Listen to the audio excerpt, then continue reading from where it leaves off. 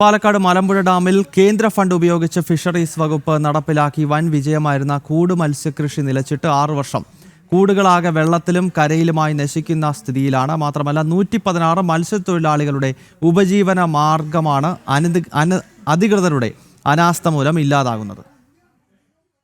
പ്രധാനമന്ത്രി രാഷ്ട്രീയ കൃഷി വികാസ് യോജന പദ്ധതിയിൽ ഉൾപ്പെടുത്തി നാഷണൽ മിഷൻ ഫോർ പ്രോട്ടീൻ സപ്ലിമെന്റിന്റെ ഭാഗമായി കേന്ദ്ര സർക്കാർ അനുവദിച്ച കോടികൾ ഉപയോഗിച്ചാണ് മലമ്പുഴ ഡാമിൽ കൂട് മത്സ്യകൃഷി ആരംഭിച്ചത്. 2019 ആദ്യ വിളവെടുപ്പിൽ 67 ലക്ഷം രൂപയുടെ വിറ്റുവരവ് ലഭിച്ച പദ്ധതി വൻ വിജയമായിരുന്നു. എന്നാൽ പിന്നീട് പൂർണ്ണമായും നിലച്ചു. കൂടുകൾ വെള്ളത്തിലും കരയിലുമായി നശിച്ചു തുടങ്ങി. 8 സ്വയം സഹായ സഹകരണ സംഘങ്ങളിലായി കൂട് മത്സ്യകൃഷിയെ ആശ്രയിച്ചു കഴിഞ്ഞ 116ഓളം മത്സ്യത്തൊഴിലാളികളുടെ ഉപജീവന മാർഗവും നിലച്ചു. കൃഷിയെടുത്തതിൽ 67,07,000 ചില്ലാൻ രൂപയുടെ വരുമാനം ഉണ്ടായിരുന്നു. ഇപ്പോൾ മുടങ്ങി കിടക്കാന്ന് പറഞ്ഞിട്ട് 6 വർഷത്തോളമായി. ഇതിൽ 8 സംഘങ്ങളെ പ്രവർത്തിച്ച് വരുന്ന 116 മത്സ്യത്തൊഴിലാളികളാണ് ഉള്ളത്. ഇപ്പോൾ ഡാം നിറയുന്നതോടുകൂടി അവർക്ക് വരുമാനം തീരെ ഇല്ലാതാവും.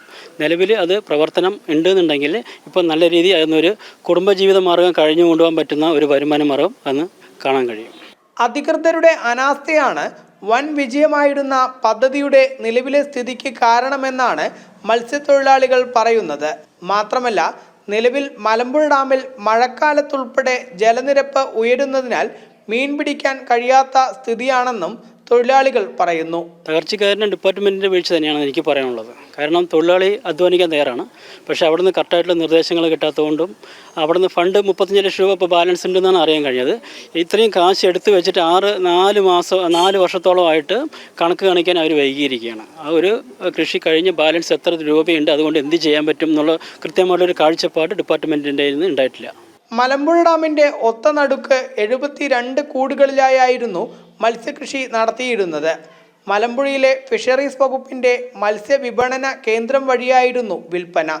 പൊതുജനങ്ങൾക്ക് വിഷമില്ലാത്ത നല്ല മത്സ്യം ലഭിക്കുമെന്നതും ഒരുപാട് ആളുകൾക്ക് ജോലി ലഭിച്ചിരുന്നു എന്നതുമാണ് പദ്ധതിയുടെ പ്രത്യേകത. ജനം, പാലക്കാട്.